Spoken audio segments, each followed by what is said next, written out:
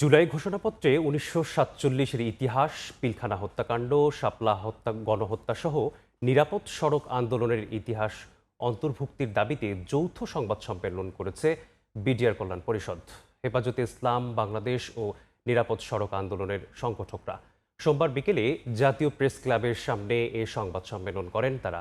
অনুষ্ঠানে বিডিআর কল্যাণ পরিষদের সভাপতি ফয়জুল আলম বলেন, জুলাই ঘোষণাপত্র ভারতের পরামর্শে তৈরি করা হয়েছে।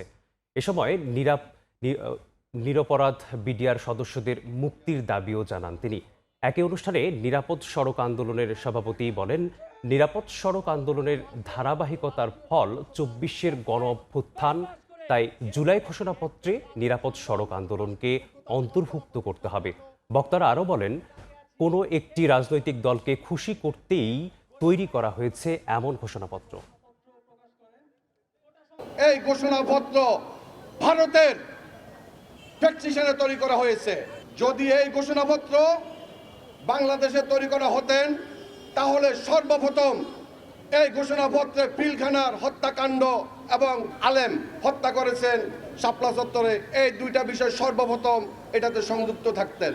এখনো পর্যন্ত আমাদের অনেক ভাই বিনা অপরাধে কারাগারে বন্দী অবস্থায় আছেন।